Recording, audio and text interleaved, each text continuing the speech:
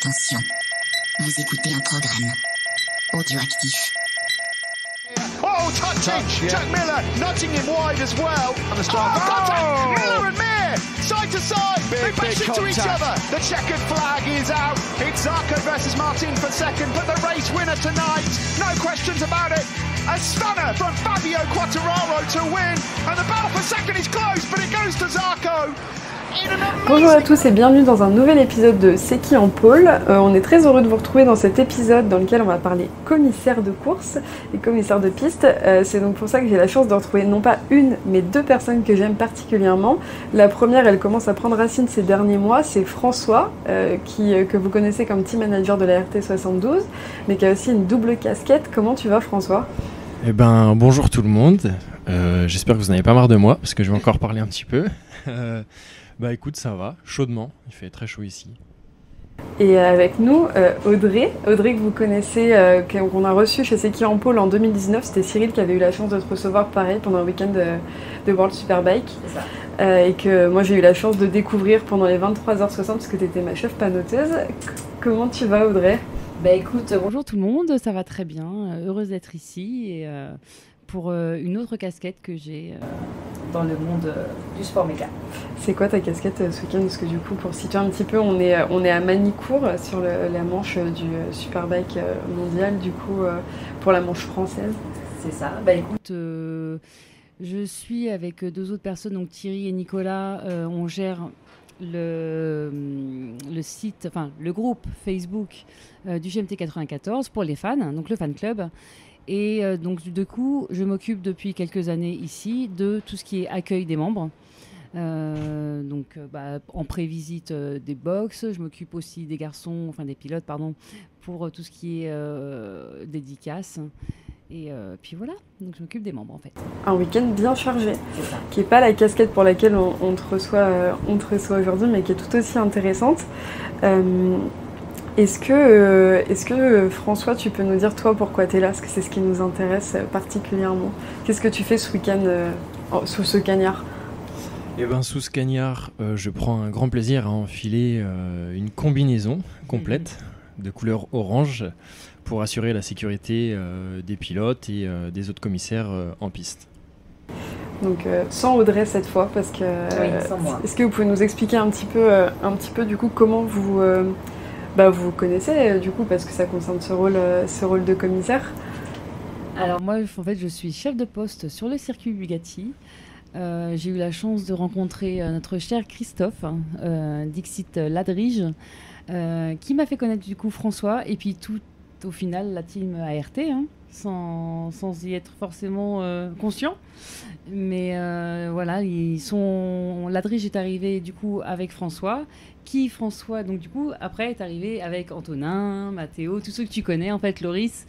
Et c'est lors d'un 24 heures, ou même le Superbike, je crois, où je leur ai proposé du coup d'être panoteuse pour la manche des 23h60 2022. Ouais, l'année dernière. Voilà. On s'est connus comme ça en fait, sur une course. Et depuis, ils sont avec moi. Donc tu es la responsable de François et des garçons de la RT72 quand ils sont commissaires. Ouais, je suis leur maman. Quand les mamans sont pas là, c'est moi. Et même quand elles sont là. Ouais, même quand elles sont là, mais ça, je m'entends bien avec les mamans, donc elles sont pas jalouses. J'avoue, c'est clair.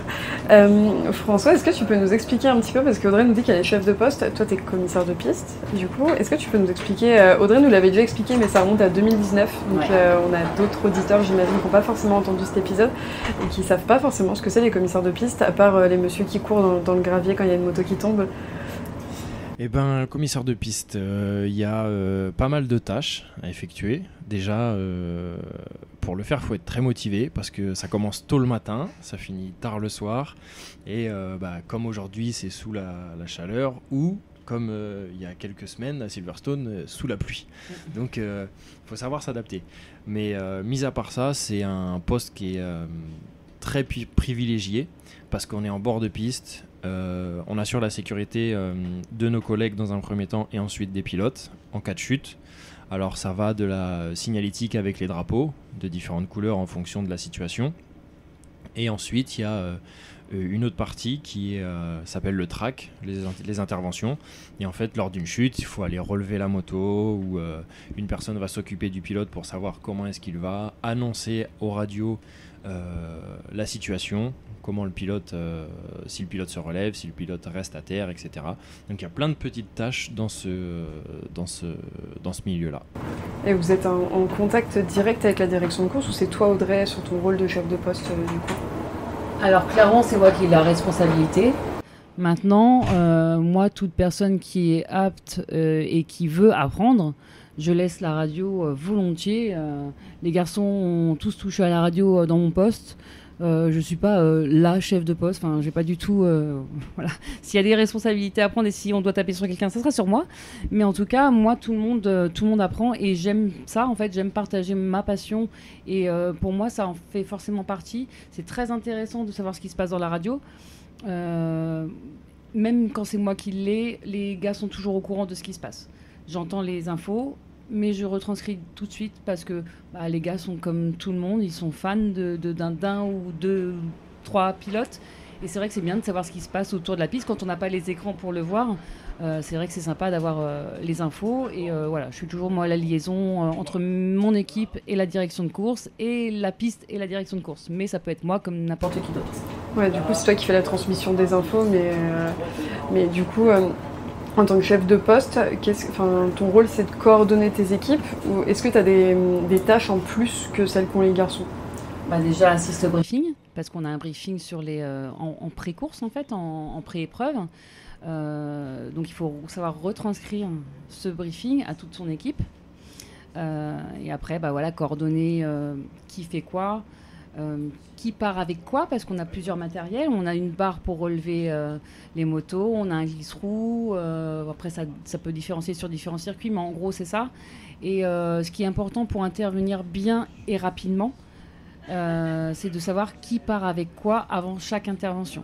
François part avec la barre, Loris prend le glisse-roue, Ladrige par exemple prend le Doctor qui va permettre de protéger le pilote s'il est resté au sol. Voilà, chacun vraiment a une tâche à faire avant même une éventuelle chute en fait. Comme ça, on n'est pas surpris par la chute, on a tout le temps les yeux sur la piste et on est opérationnel tout de suite. Ouais. Il y a des choses que... Alors c'est une question pour vous deux, mais il y a des choses sur ces postes, du coup, sur ces tâches différentes que vous préférez d'un point de vue personnel pendant vos... François préfère le track, lui. Ouais, après il y a forcément des préférences, c'est obligé. Moi je préfère être en track parce que quand ça chute, on n'est pas là pour ça. Déjà, je tiens à le souligner, moi je veux pas voir de pilote tomber. Et c'est vraiment une valeur auquel je tiens. Je veux voir personne tomber dans mon bac à gravier. Si ça tombe pas chez moi et que je touche pas de moto du week-end, ça veut dire que je suis un winner. Ils disent ça. À la fin de la journée, tu fais un récap. C'est qui le winner, c'est qui le loser. Faut toucher le moins de motos possible. On souhaite pas le malheur au pilote, qui que ce soit, et on veut qu'il reste sur leur roue. Et ça, c'est vraiment une valeur importante que je veux véhiculer à travers les commissaires. Mais si ça se passe, on est là. Mais si ça se passe, en effet, on est aussi là pour ça. Donc on va pas bouder notre plaisir d'aller relever une moto et de la voir de près et d'intervenir avec brio, sortir la moto le plus rapidement possible du bac à gravier, voir que le pilote se relève et qu'on le met en sécurité assez rapidement et avoir agi en équipe pour intervenir, c'est vraiment le top quoi.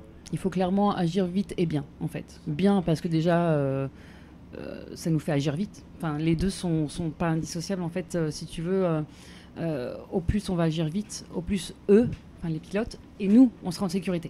Ouais, faire les choses de manière consciente et consciencieuse. Ouais. Quoi. D'où l'organisation en amont. D'un poste, où on discute et on dit qui fait quoi, où et quand, et puis une fois que tout est réglé, normalement, les interventions, c'est un claquement de doigts et puis la moto normalement, est sortie. Ils sont pas censés faire un tour avant qu'on ait sorti la moto. Mais il y a des fois où c'est un peu plus compliqué. Quand ça fait des tonneaux et que ça perd les fourches, c'est un peu compliqué. C'est drôle parce que c'est des valeurs du coup, François, que tu appliques, que moi je t'ai vu appliquer à l'ART pendant les 23h60, donc c'est un truc qui se répercute en plus dans ton quotidien, c'est drôle. Et toi, Audrey, il y a un truc que tu préfères du coup, comme poste, comme rôle du coup, parce que c'est pas poste, mais... Elle adore transmettre. Non, clairement, moi j'adore. Oui, t'adores parler j'adore aussi. Partager. Non, j'adore partager, comme c'est pas commissaire, mais je t'ai partagé ma passion du panotage aussi. Et j'espère que j'ai pu te transmettre ça bien et que je pense que tu as kiffé. Ouais. Voilà, franchement, alors c'est pas grâce à moi et parce que j'y ai mis carrément du tien. Ouais, mais tu vois, quand tu veux partager quelque chose et que derrière t'as pas la réception, ça sert à rien en fait. Tu vois, toi t'étais carrément avenante au truc et t'as trop bien géré. Et j'ai kiffé passer mon week-end avec toi. Et ça fait partie du truc en fait, le partage. Donc en tant que chef de poste, clairement, je dirais que c'est mon truc en premier. Mais je le fais en dehors de la piste en fait, si tu veux, sur les réseaux, plein de choses. Et moi, il y a un truc que j'adore faire, c'est du drapeau bleu en fait. Je kiffe le drapeau bleu. Sauf que étant chef de poste, j'ai un peu moins l'occasion d'être au drapeau, si tu veux. Donc voilà. Il y a une question qui se pose par rapport ça vient aussi du fait que tu aimes transmettre, etc. Mais une question pour les gens qui ne connaissent pas réellement ce que vous faites et qui peuvent se la poser. Est-ce que c'est votre métier d'être commissaire de piste et chef de poste sur les courses ? Alors pas du tout, on est tous bénévoles. Donc voilà, comme dit François, on ne goûte pas notre plaisir, hein, clairement. On dépense plus que ce qu'on reçoit, hein, forcément, mais voilà, c'est notre truc. Chacun fait avec ses moyens après. Hein. Enfin, clairement, une fois qu'on a passé notre examen, il n'y a aucune obligation. Vraiment, si tu veux faire une course à l'année, tu fais une course à l'année, c'est pas grave. En fait, juste le fait d'avoir été dispo à cette course-là, c'est déjà très très intéressant et ça permet d'avoir un effectif en plus sur une course, c'est pas grave. Maintenant, nous, on fait des courses de ouf, on y est tout le temps. En plus, moi, je suis commissaire auto aussi, donc clairement, j'y suis presque tous les week-ends et c'est une organisation à avoir. Mais de mars à novembre, ouais, c'est assez chargé. Et puis après, du coup, avec François, je l'ai embarqué avec moi au MotoGP de Silverstone depuis l'année dernière. Moi, j'y suis depuis 2019, un peu pas sur un coup de tête, parce que j'ai choisi ce MotoGP pour Sam Lowe. Évidemment. Oui, évidemment. Mais voilà, et depuis, j'y retourne tous les ans, et depuis l'année dernière, j'ai pris François avec moi. Et tu voulais rajouter quelque chose, François ? Ouais, c'était surtout sur le début, à savoir que la formation, on a 0 obligation, mais cette formation-là, c'est vraiment très important parce qu'on a besoin de commissaires aujourd'hui. Elle est gratuite. Et ça, c'est aussi quelque chose d'énorme. Alors, vous pouvez passer une formation gratuitement qui dure une demi-journée, parfois une journée, ça dépend de où est-ce qu'on la passe. Mais c'est pas si compliqué que ça. Si on est un peu concentré et qu'on révise un petit peu les drapeaux avant, c'est pas si compliqué que ça. Et puis après tout roule. Imaginez pouvoir venir gratuitement dans un emplacement privilégié aux 24 heures du Mans, au MotoGP si l'investissement est bon avant, mais ça peut offrir des opportunités et c'est une chance qu'on a d'être commissaire et de pouvoir officier aussi facilement pour participer à tout ça, quoi. Après, clairement, voilà, faut le faire par passion et pas juste être rentré gratuitement au circuit, quoi. C'est vrai que, de toute façon, ceux qui viennent pour ça, ils resteront pas longtemps, parce que voilà, comme on l'a dit tous les deux, on le fait quand on peut, parce que c'est vrai que moi j'en ai plein de monde à qui je propose et à qui j'en parle. Ils me disent ouais, mais moi je peux, en gros j'ai une vie. Bah ouais, mais moi aussi j'ai une vie en fait. Mais tu fais ce que tu veux, donc si tu veux faire qu'une seule course, tu fais qu'une seule course. Si tu veux faire toutes les courses, tu fais toutes les courses. Ouais, c'est l'essence même du bénévolat en fait. C'est qu'à partir du moment chacun donne ce qu'il a envie ou ce qu'il peut aussi, parce que ça dépend des moyens, ça dépend de la famille, ça dépend de plein de choses. Mais voilà, une formation gratuite sur laquelle on peut partager, et puis franchement, la famille quoi. Enfin, moi c'est mes gars, c'est ma famille, c'est moi je leur dis régulièrement que je les aime quoi. Ouais, les commissaires, c'est une grande famille. Hein. Ouais. C'est comme ça. Après les courses, on se retrouve tous, on boit tous un verre ensemble. On fait des interviews. On débriefe, on débriefe la journée. On va se balader dans le paddock, on rencontre du monde, etc. Et je sais qu'il y a plein de gens qui, notamment des étudiants, parfois qui peuvent être un petit peu dans la précarité et qu'ils sont passionnés par la moto ou autre. Bah, ça peut être une porte d'entrée en fait de votre passion pour pouvoir rentrer gratuitement et exercer votre passion, être acteur de votre passion et puis voir ce que vous pouvez faire là-dedans. C'est surtout là-dessus que j'insistais sur le fait que la formation est gratuite et qu'on peut assister à ces événements-là gratuitement.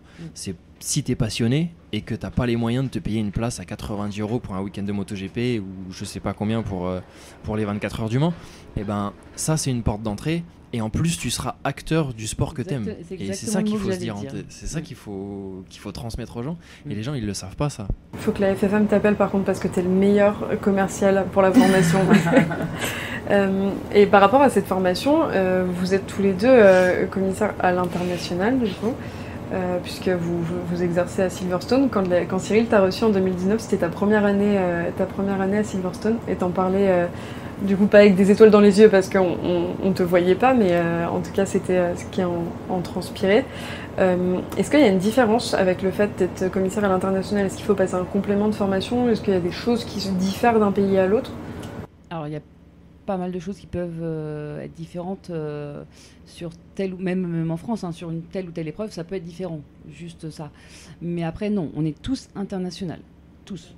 Vraiment, j'insiste parce que... j'en vois plein qui me disent « Ouais, t'as trop de chance d'aller à Silverstone ». Bah non, j'ai juste cherché le contact qu'il fallait et je me suis fait toute seule en fait. Voilà, t'as juste à chercher où il faut juste qu'ils le sachent en fait.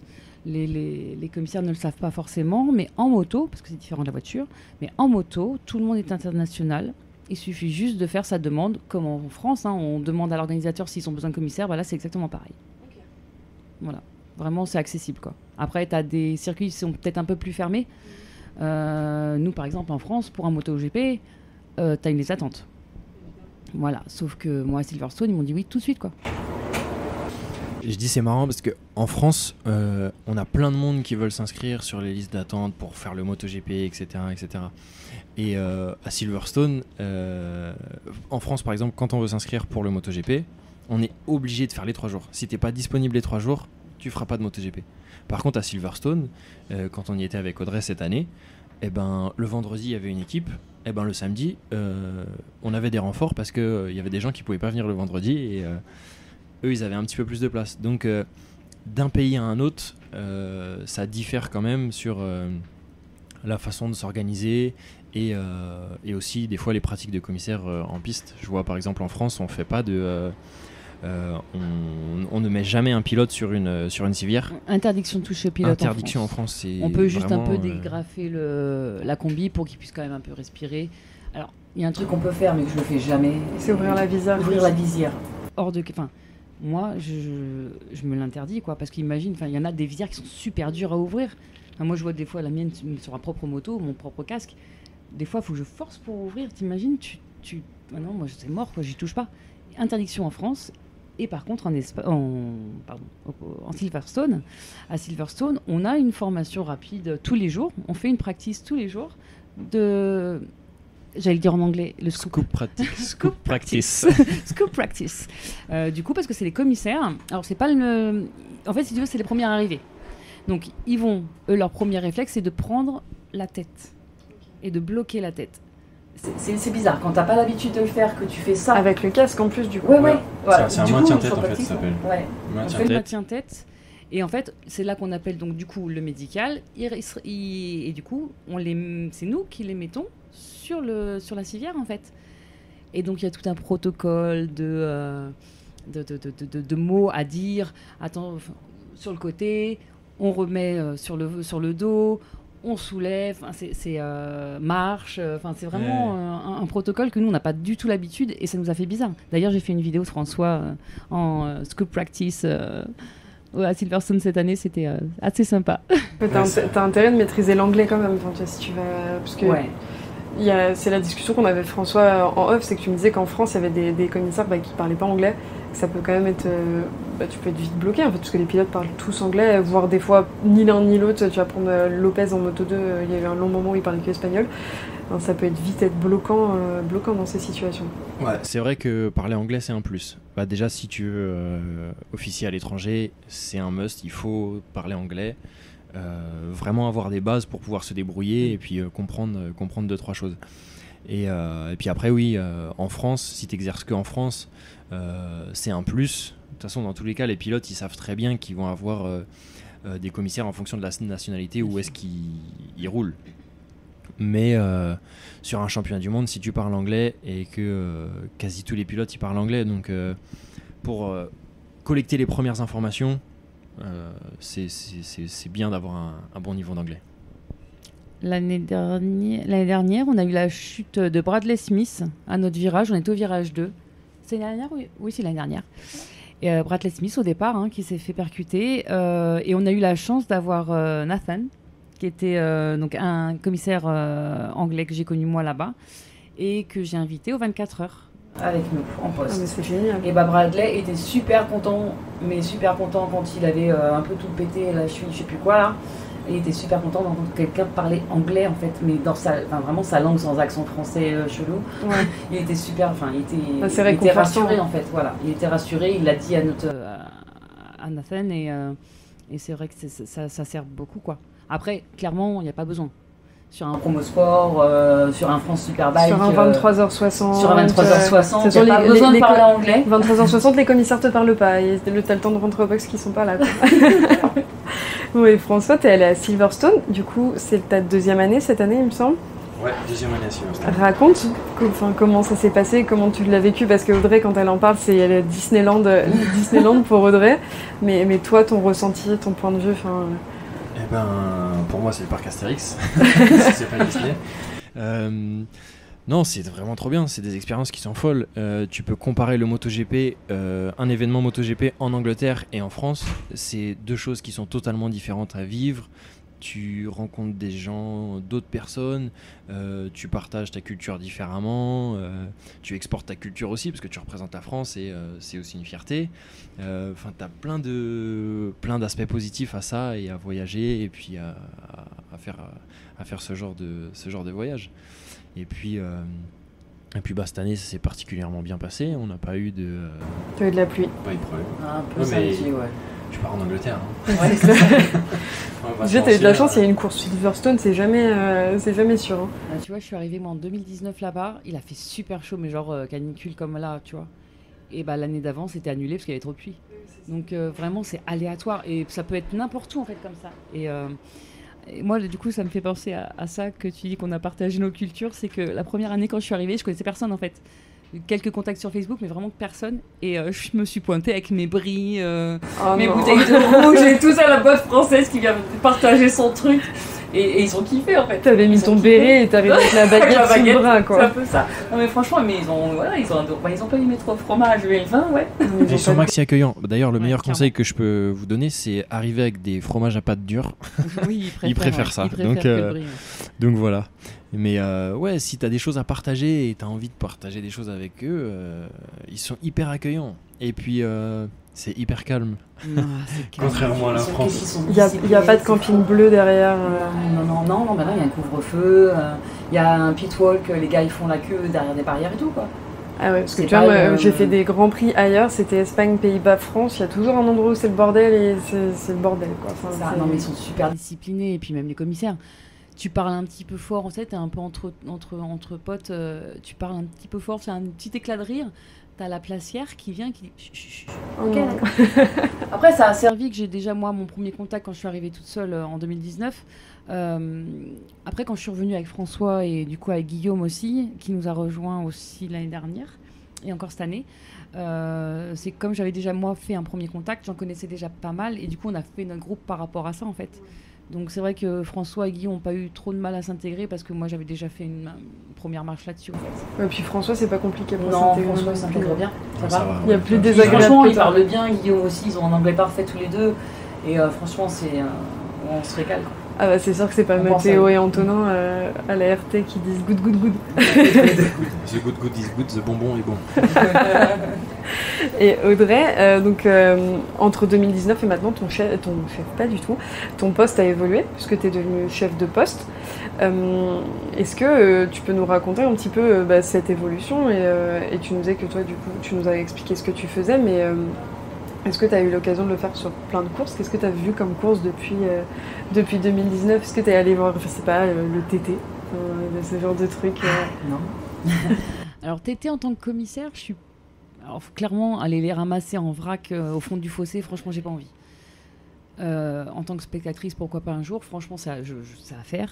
Mais en tant que commissaire, ça me dit pas spécialement. C'est pas ce qui va m'attirer le plus. En fait, j'ai passé moi mon examen de chef de poste en 2018, donc au Mans. Donc un peu bouché, hein, chacun. Enfin, en général, quand tu as un chef de poste, il bouge pas, etc. Donc, j'ai attendu mon tour. En 2021, je suis arrivée en tant qu'adjointe. J'ai fait mon année un petit peu comme ça. Et depuis, du coup, l'année dernière, il y a un poste qui s'est libéré.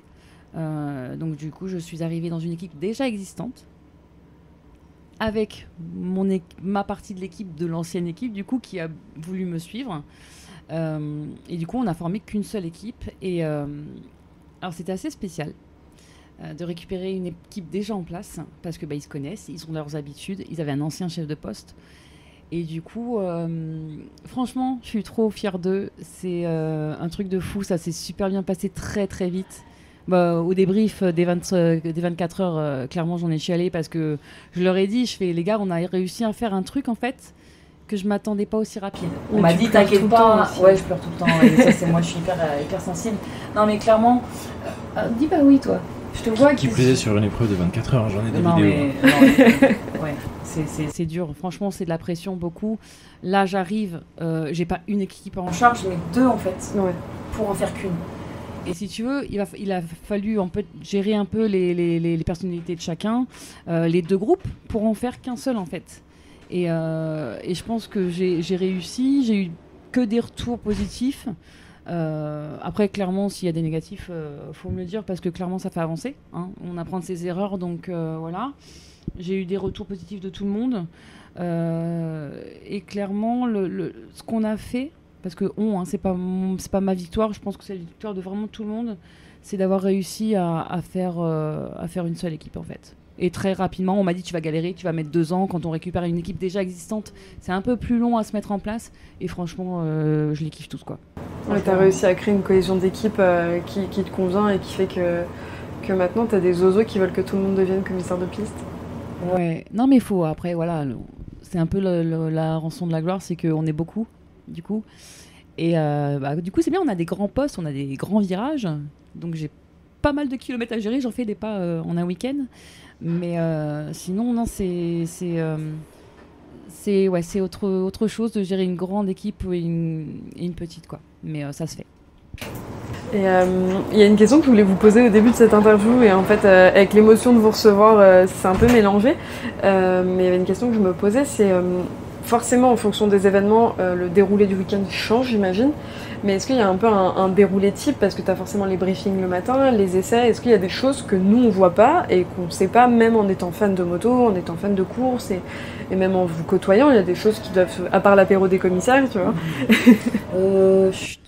Non, on boit pas. Il n'y a pas d'apéro des commissaires, c'est pas vrai. Non, mais clairement, après, franchement, là, sur un week-end comme ça, franchement, là, ils sont venus me voir, les gars. Ouais, clairement, on a été boire une bière, quoi. Parce qu'il faisait 45 degrés. Non, puis, ouais, enfin, après, voilà, on boit un verre. On se met pas à l'envers parce qu'on sait très bien que le lendemain, il faut être d'attaque. Les gars, enfin, je dis les gars, mais non, moi aussi, clairement, on peut être contrôlé, hein. Il y a des contrôles de l'alcoolémie, clairement il faut qu'on soit net, et j'y tiens de toute façon à ce qu'il y a une certaine rigueur là-dessus, c'est que voilà, on n'est pas là pour se mettre à l'envers, on est là pour bosser de base, ça n'empêche pas de boire un verre ou deux, mais basta quoi. Et après ça dépend ce qu'on boit aussi, il faut y aller cool quoi. Oui évidemment. Ça c'est important parce que c'est vrai que c'est un peu une image caricaturale qu'on peut avoir des commissaires par rapport... C'est pas Leclerc qui avait dit ça, qu'on était des buveurs de rosé ou je sais pas quoi. Il y a un pilote de Formule 1 qui avait dit les commissaires ils sont à l'apéro, je sais plus. Je prête pas trop attention à ces propos-là, mais ceux qui pensent qu'il y a beaucoup de soulards là-dedans, etc., éloignez cette idée-là de vous parce que c'est pas vrai. Et avec Audrey, on a été témoins, on a vu des gens arriver en poste qui avaient fait la fête la veille. Ils sont repartis aussi secs, vraiment. Ils ont eu zéro chance. Ça a été. Et puis c'est dangereux, en fait, tu mets ta vie en danger. Ah bah ta vie, la vie de tes commissaires, la vie des collègues, des pilotes. En fait, c'est clairement dangereux. J'ai une anecdote où j'avais un de mes commissaires qui titubait un peu en fait. Enfin, j'étais pas du tout chef de poste à l'époque. Hein. J'étais dans une autre équipe. C'est bien au début.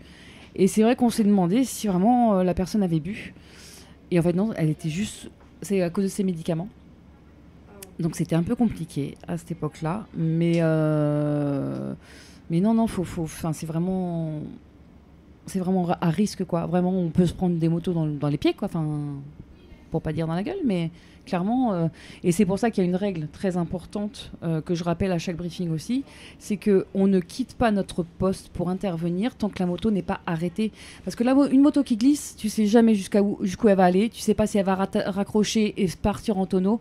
Clairement, c'est un truc que je dis tout le temps, c'est que, et de toute façon, on le dit à tous les briefings, je pense que tous les chefs de poste le disent, c'est que clairement, on attend que la moto soit arrêtée et là, on s'en va. Et c'est pour ça que les gens qui regardent la télé, si tu veux, ils peuvent se dire oh, « Putain, les commissaires, c'est quoi ces connards? Ils sont toujours pas sur la moto. » Ouais, mais tu sais pas ce que nous, on traverse pour arriver jusqu'à la moto, parce qu'il y a des graviers, il faut courir dedans, les bacs sont plus ou moins longs. Ça peut être compliqué. Il peut y avoir du dévers aussi. Le poste 2 au Mans, pour remonter la moto, c'est coton, quoi. Poste 2, c'est au niveau de la Dunlop, du coup, j'imagine. C'est avant, la montée à gauche. Là où Marquez aime tomber. Ou la volée de Zarco quand il n'est pas tombé. Il a fait du tout droit et ça c'était beau. Mais ouais, du coup, j'imagine, et puis en plus de ça, vous avez forcément les réactions des pilotes à prendre en compte, parce que tu sais pas quelles réactions ils peuvent avoir. Je pense particulièrement à Bezzecchi qui a secoué en Marshall l'année dernière parce qu'il était énervé. Enfin, j'imagine que du coup, c'est plein de choses à lesquelles penser, et toi, tu dois avoir encore plus l'œil que tes commissaires de piste en tant que chef de poste, surtout le long du week-end. Après, il faut être prêt. Les pilotes qui tombent, ils sont aussi sous adrénaline. Genre, moi, je sais que j'ai la double casquette et quand je suis tombé par exemple au 23h60, c'est vrai qu'il y a des fois ça me traversait l'esprit, mais où est-ce qu'ils sont les commissaires, etc. On a envie que ça agisse tout de suite, mais faut aussi leur laisser le temps de sortir de leur poste, sortir en sécurité, savoir ce qu'ils peuvent faire, pas faire, etc.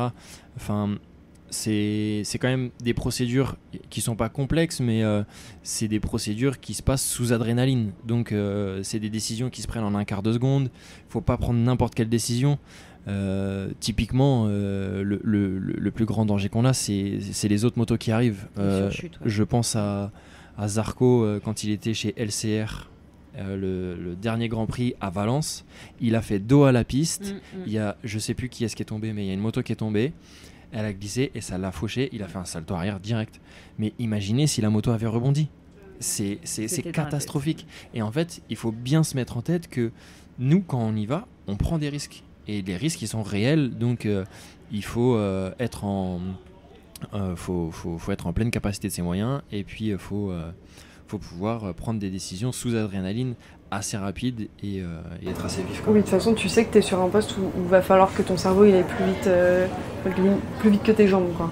Mais du coup, pas trop vite pour pas prendre des décisions hâtives et mal placées, quoi. Et puis tu sais que tu prends des risques, en fait. Tu sais que tu vas faire quelque chose qui est risqué. Et du coup, c'est pour ça que ça fait partie, tu demandais tout à l'heure, de ce que ne voient pas les gens, en fait. Parce qu'ils regardent leur télé et ils se demandent ce qu'on fait. Bah ouais, on est là, les gars, on arrive. Et c'est pareil pour par exemple, pour les drapeaux. Ouais, les commissaires, ils sont cons, ils n'ont pas sorti le drapeau rouge. Ouais, mais les gars, c'est pas nous qui décidons du drapeau rouge. C'est la direction de course, par rapport à ce qu'on leur dit. Ah, mais alors, nous lance pas sur la direction de course, parce que chez Seki en Pôle, on les a un peu de travers en ce moment. Ouais, ça, bah voilà. Justement, on va le souligner, ça, maintenant. Ceux qui prennent les décisions dans les bureaux, direction de course, etc., on a souvent tendance, dans les commentaires, à dire « les commissaires de piste ont infligé pas une commissaire sanction. de piste. C'est pas les commissaires de piste qui sont en bord de piste qui infligent les sanctions. Nous, on peut dire que tel pilote ou tel pilote, tel numéro a shortcut un virage, mais ça va s'arrêter là. Tel pilote a doublé sous drapeau jaune, ça va s'arrêter là. Nous, on remonte une information. Après, les commissaires de course, eux, ils prennent les décisions. Les commissaires sportifs. C'est eux qui ont le règlement, c'est eux qui infligent les sanctions, c'est pas nous du tout. Oui, c'est à la direction de course, en fait. Ouais. Nous, en fait, on leur dit juste ce qu'on voit, en fait, parce que c'est notre rôle aussi. On va pas que ramasser, on doit aussi dire ce qui se passe, mais clairement, les sanctions, ce n'est pas nous. Oui, bah, je vois mal Freddy Spencer en combi orange avec ses petits drapeaux sur le bord de sympa. On peut les inviter. Hein. Encore moins le risque aussi. Ah non, il y a petite chemise blanche. Il est gentil, il est très gentil. Et moi j'avais envie, pour clôturer un peu cette interview, parce qu'au final tu nous avais beaucoup décrit ton rôle et ce rôle de commissaire de piste en 2019, et j'invite fortement les gens à aller réécouter cet épisode qui a été fait durant le week-end du World Superbike. Mais moi j'avais envie de savoir, François, parce que nous, Audrey nous l'avait dit, c'était quoi ta première course et comment tu l'avais vécue en tant que commissaire?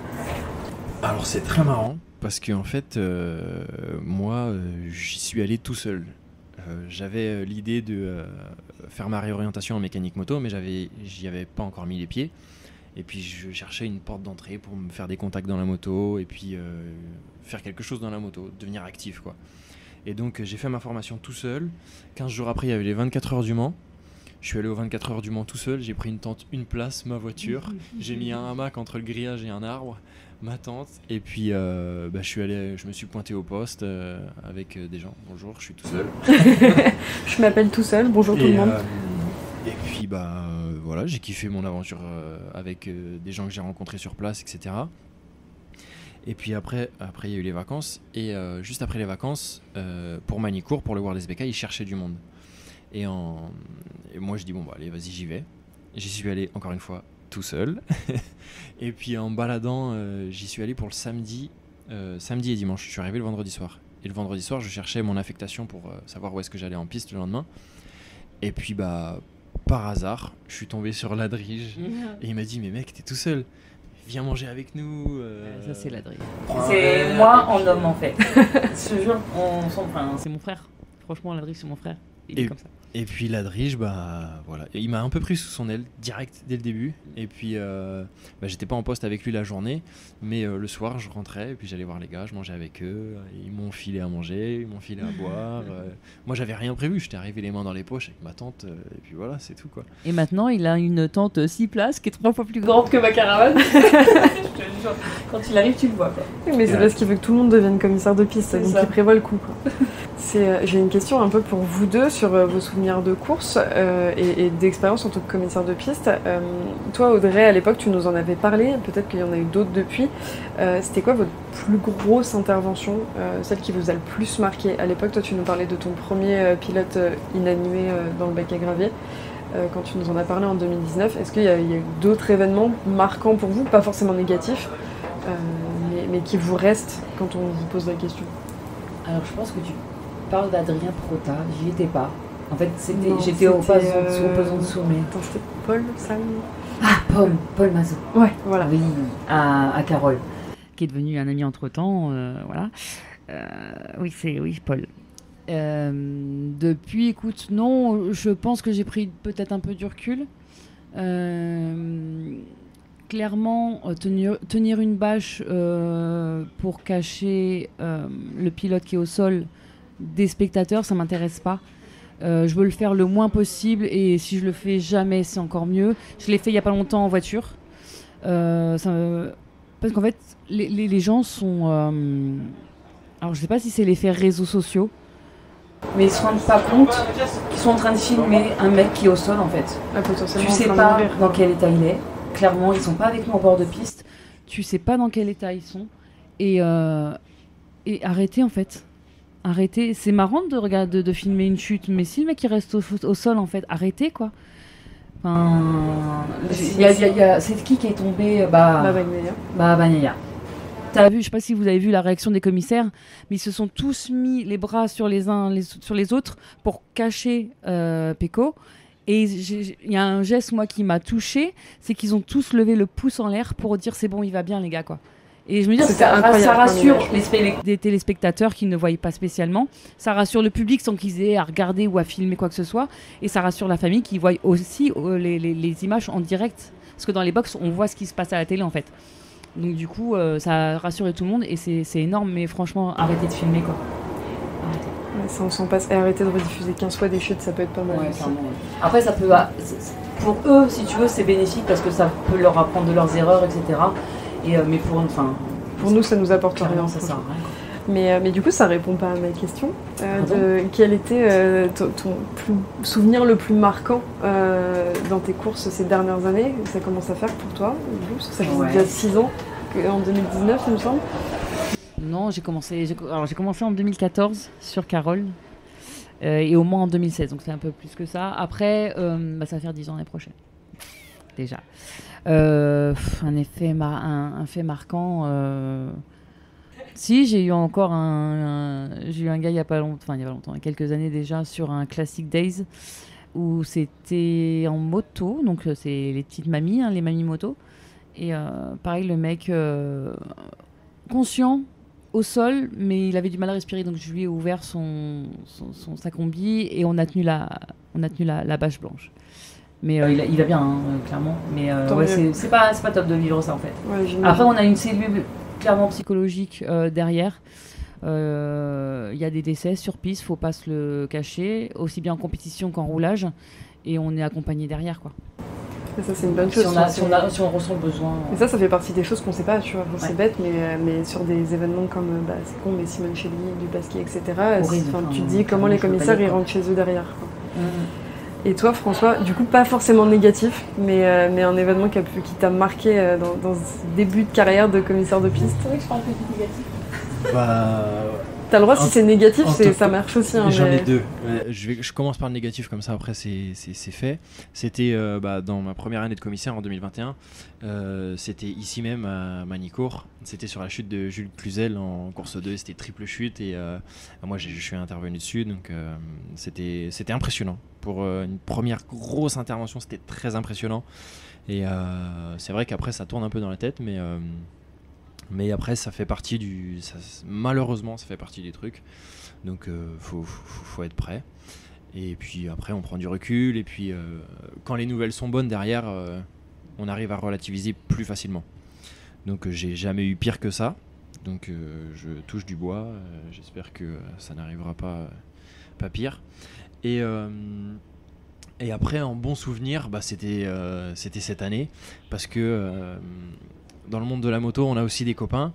Et puis, quand ils montent sur le podium, Martin, cette année, au 24, je me souviens avec Loris, on a pris un vélo, on a traversé tout le circuit pour être le plus rapidement possible au podium, et puis pouvoir assister à la montée du podium de notre pote sur un podium de 24 heures du Mans, quoi. Donc t'as passé ton week-end à le soutenir du bord de piste, et tu le vois monter sur le podium. T'es fatigué, tu passes par beaucoup d'émotions, parce qu'on est passé dans le box de Nathan, un des mécaniciens du GMT.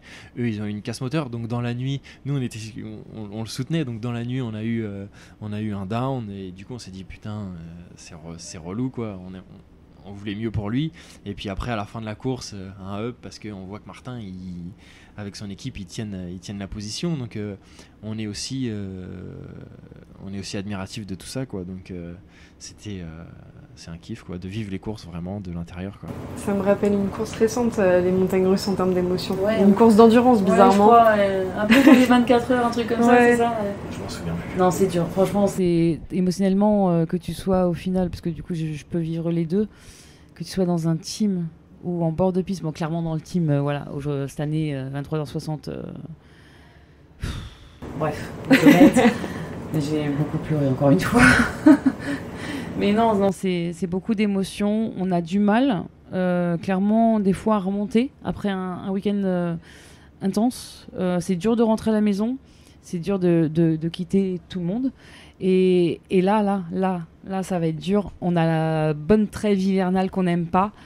Et on va pas se revoir là avant mars, quoi. Enfin, on peut se revoir en dehors, clairement, on va se revoir en dehors. Mais pour partager c'est pas la même chose. Ça sera pas avant mars, quoi. Moi, à plus court terme, c'est que demain matin, c'est 7h15 en poste, quoi. Donc, on va finir. Oh, 10h30. On va clôturer, c'était la dernière question. Merci Audrey et François d'avoir partagé votre expérience et votre passion, surtout parce que vous êtes deux commissaires. C'est, j'imagine, pas forcément le cas de tout le monde, mais vous êtes des personnes extrêmement passionnées et vous faites ça uniquement par passion, donc c'est ce qui rend la chose encore plus intéressante et qui donne envie de vous connaître et de découvrir ce que vous faites. Donc merci d'avoir pris le temps de venir répondre à mes questions. Et moi j'ai juste un truc à rajouter, c'est gardez-moi une place, parce qu'il paraît que François me pousse à passer cette formation, donc moi je le fais que si je le fais avec vous. Si tu veux encore que je te forme comme au panotage, je te forme en commissaire de piste, il n'y a pas de souci. Tu es la bienvenue avec grand plaisir.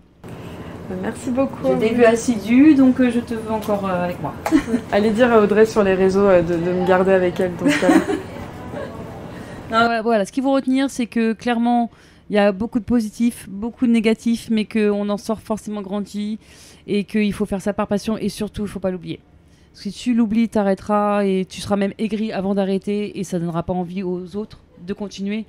Et voilà, moi, j'ai un message quand même pour tous les nouveaux, c'est faites-vous votre propre expérience, n'écoutez pas forcément tous les points négatifs. Forcément, si vous m'écoutez, moi, il y aura que du positif. Mais non, en fait, moi, à chaque fois qu'on me demande, la première chose que je dis, c'est est-ce que tu veux rester sous le cagnard ? Est-ce que tu veux rester sous la flotte ? Je dis toujours les trucs vraiment négatifs parce que c'est ce qu'ils vont retenir peut-être en premier s'ils ont une mauvaise a priori sur le truc.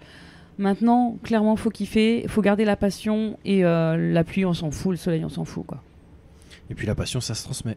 Ouais, je suis là pour ça. C'est le bon mot de la fin. Merci beaucoup à vous deux. Et nous, pour C'est qui en pôle, on se retrouve vite dans un prochain épisode. Merci d'avoir écouté et n'hésitez pas à vous renseigner sur les formations si ça vous a donné envie.